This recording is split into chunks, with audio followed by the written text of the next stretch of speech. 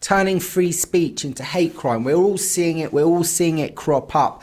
But how are they doing it, and how is it being pushed into legislation? Of all people, Katie Price, a woman, a model who's famous or infamous for getting her breasts out in public and for sleeping with various men, has suddenly got the ear of the British Parliament.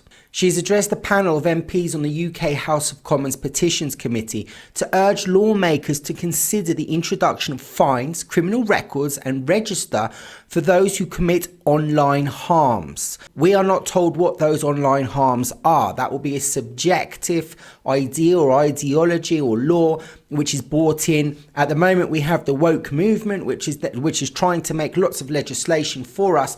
And so if we get on the bandwagon of political correctness, then that ideology will then influence that subject ideology, which is then going to tell us what is and what isn't hate speech, and therefore you'll go to prison or you get a fine or you'll be registered on an ideology which is not free speech.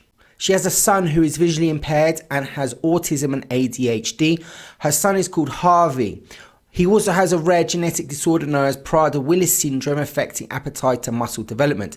In other words, he is disabled and he gets a lot of online bullying, and he got so much online bullying that in 2017 Katie Price got 200,000 people in a couple of days to sign a petition against trolls and online bullying. In 2017 she managed to introduce a law called Harvey's Law, which stopped online abuse. Now again in 2020 she's back in front of the committee. I don't know why they want to see her. Is it because she has something interesting to see, or is it because she has something interesting to say? We have this issue between freedom and protection. The internet at the moment is the Wild West. It's the wild, wild west of the great wide web.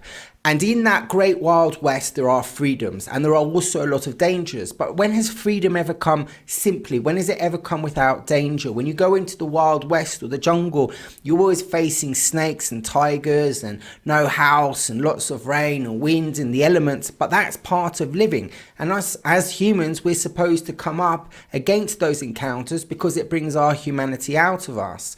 On the other hand, we have the problem of large agencies and social media companies and enterprises which are taking monopolies over us and taking all our jobs away. So on the other hand, we need to have laws to protect people or individuals creating mass companies like Jeff Bezos with Amazon from the monopoly of all the little retail shops. So we need to have some sort of balance. But the problem is, when we're getting the balance, why is somebody like Katie Price, who's already killed 4 of her pet dogs in the last year, somebody who likes to get her tits out in public, someone that likes to do porn films and rap about cocaine, why is she speaking to the committee, the members of parliament, to introduce more laws? It sounds very strange, and it sounds as if the system is building itself up to taking away rights again from the people and introducing this ideology or this idea of safeness. We must give up our freedoms in order to have safeness. Every time there's a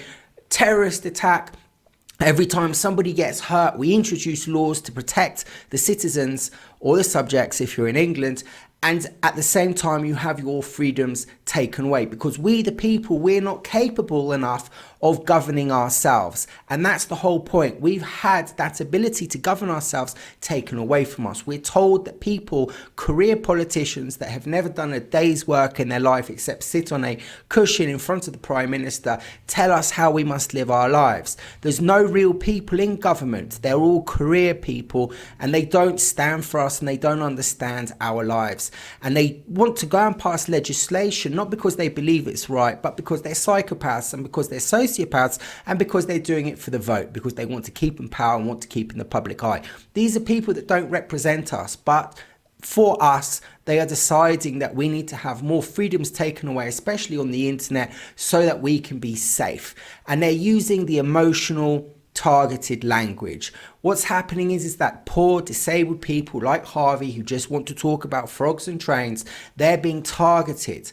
Now, we the people think, well, this isn't good, is it? We've got these like nasty people that are trolling and doing online abuse and bullying these poor disabled people. Therefore, we need to protect Harvey. Yeah, but the laws being introduced to protect Harvey can also work against us. And at the moment, being in a democratic society, everything looks very good. But as we can also see, China being the blueprint for the future, if we get governments coming in that behave and act like the Chinese government, those laws that we've introduced in the name of righteousness and nobility and wokeness will then work against us, because what is online hate speech? At the end of the day, when you've got people and alternative media which are being done for hate and being taken offline, if those people are then going to go onto a register and they're going to have problems, then what we're going to find is that this subjective ideology is going to be used against people on the whims of the government that have got into power. Now, if China is going to be the new leading power and it's going to be able to do that from its communist system is gaining power because it's getting data off the people, and it's building that into the AI computers, because AI computers need data, and the Western governments also need data to build up their AI computers, because as Putin said, whoever controls AI controls the world. And so we've now got a race to try to get the most advanced AI as possible, and that could only happen under a totalitarian government that puts surveillance on us, because it's the surveillance that gets the data, that feeds the AI, that builds the AI machines to make the algorithms.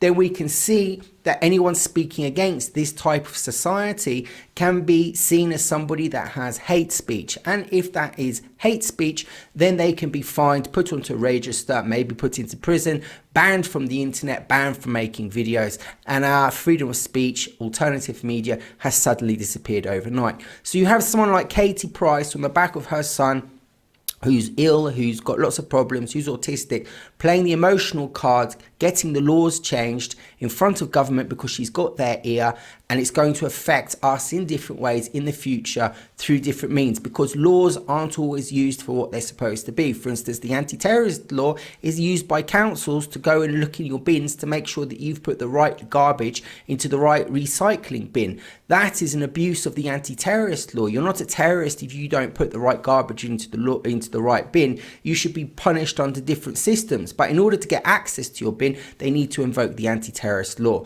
So you can see how rules, laws and legislations get abused in the name of the emotional card.